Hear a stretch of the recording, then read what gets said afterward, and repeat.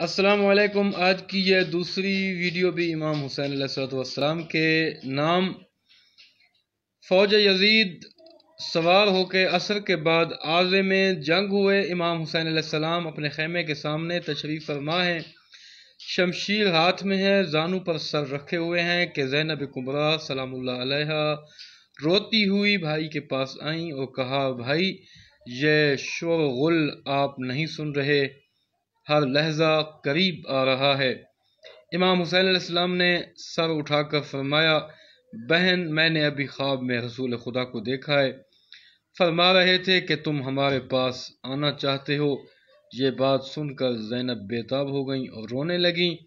امام حسین علیہ السلام نے فرمایا، بہن رونے کا مقام نہیں ہے، خدا تم پر رحم کرے، چپ ہو جاؤ۔ اسی اثناء میں عباس ابن علی آئے اور عرض کیا، بھائی یہ دشمن کی فوج ہے جو ہمارے خیموں کے نزدیک آ گئی ہے۔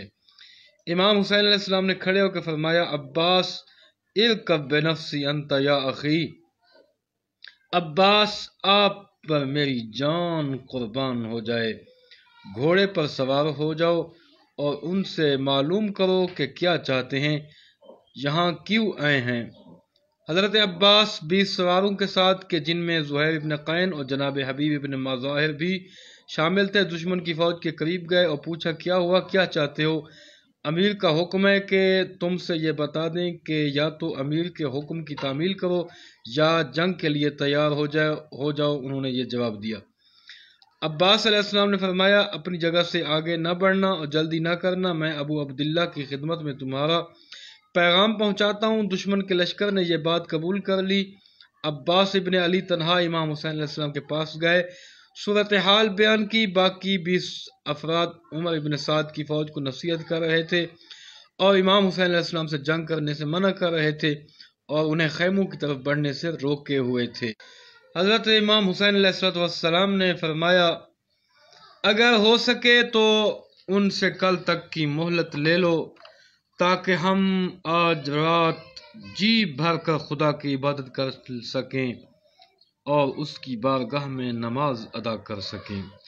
خدا جانتا ہے کہ مجھے نماز اور تلاوت قرآن اور استغفار سے کتنی زیادہ محبت ہے۔